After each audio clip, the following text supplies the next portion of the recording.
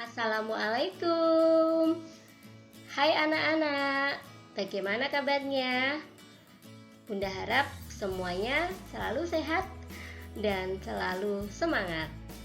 Baik, hari ini kita akan belajar Bahasa Indonesia kelas 6, tema 6, kompetensi dasar 4.8, menyampaikan hasil membandingkan informasi yang diharapkan dengan informasi yang diperoleh setelah membaca teks non-fiksi secara lisan, tulis, dan visual. Nah, sebelumnya kita berdoa dulu ya. Yuk kita baca basmalah bersama-sama. Bismillahirrohmanirrohim.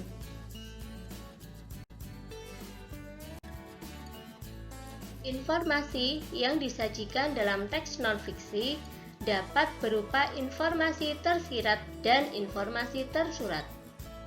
Informasi tersurat artinya informasi tersebut tertulis atau ada di dalam teks.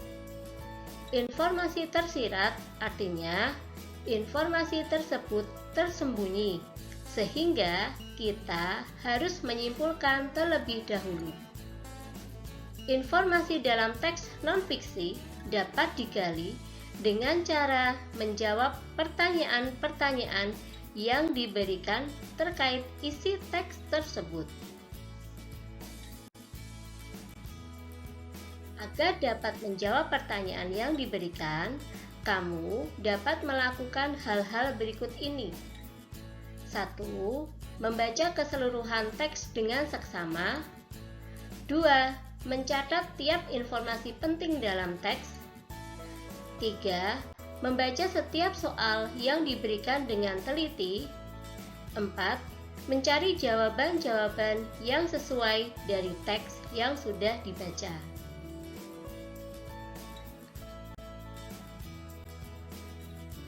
Nah, dalam materi sebelumnya, kita sudah belajar tentang memperkirakan informasi dalam bacaan dan menyampaikan hasil perkiraan informasi dalam bacaan.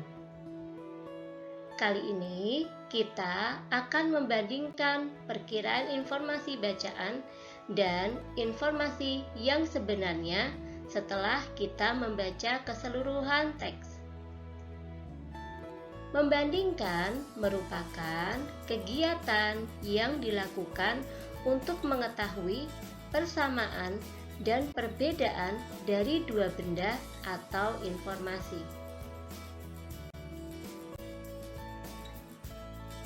Contoh, kita membaca sebuah judul bacaan, yaitu Pola Hidup Sehat. Kita perkirakan dulu kemungkinan informasi yang ada dalam teks tersebut. Berdasarkan judul di atas, kita dapat memperkirakan kemungkinan informasi yang ada dalam bacaan. A. Definisi pola hidup sehat. B. Manfaat pola hidup sehat. C. Macam-macam pola hidup sehat.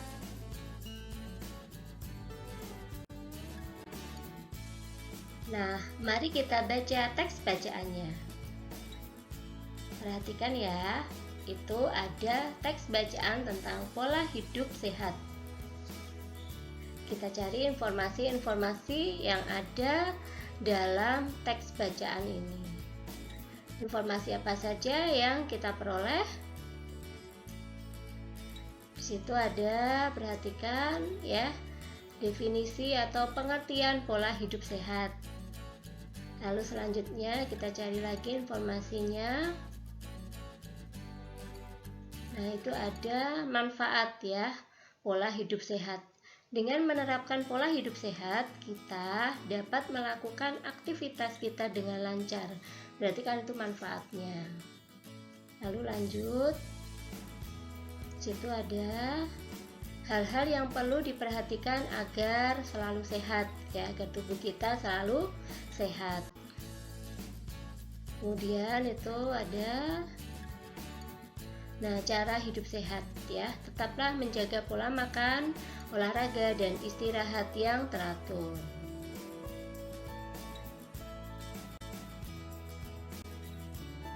Nah, setelah kita membaca teks bacaannya, kita cari informasi yang ada dalam bacaan tersebut. Informasi yang ada dalam bacaan tersebut ya, yang sudah kita temukan tadi, ada pengertian pola hidup sehat, atau bisa juga disebut definisi pola hidup sehat, manfaat pola hidup sehat, hal-hal yang perlu diperhatikan agar selalu sehat, dan cara hidup sehat.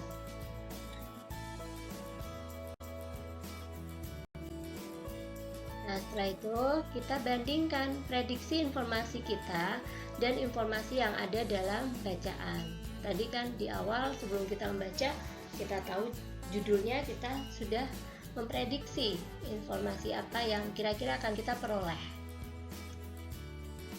Nah, perkiraan informasi kita yang ada dalam bacaan tersebut itu ya, pengertian pola hidup sehat tadi ada, dan manfaat pola hidup sehat tadi juga ada ya.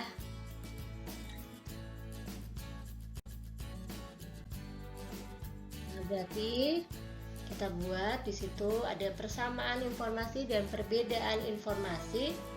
Persamaannya tadi antara prediksi kita dengan apa yang ada. Berarti tadi ada dua, pengertian atau definisi pola hidup sehat dan manfaat pola hidup sehat. Ya, itu ada perkiraan kita seperti itu, dan di dalam bacaan ada. Kemudian perbedaan informasi yang kita perkirakan tidak ada atau ternyata ada ya. Itu hal-hal yang perlu diperhatikan agar tubuh sehat dan cara hidup sehat. Kemudian perkiraan kita tadi ada disebutkan macam-macam pola hidup sehat, tapi ternyata di situ tidak ada. Baik, itu tadi hasil perbandingan antara perkiraan informasi dengan informasi yang kita peroleh ya. Baik anak-anak, demikian penjelasan yang Bunda sampaikan. Semoga bermanfaat, semoga bisa dipahami oleh kalian semuanya ya. Terima kasih. Kita akhiri dengan membaca hamdalah bersama-sama. Alhamdulillahirabbil alamin. Terima kasih. Tetap jaga kesehatan dan tetap semangat untuk belajar. Terima kasih. Wassalamualaikum warahmatullahi wabarakatuh.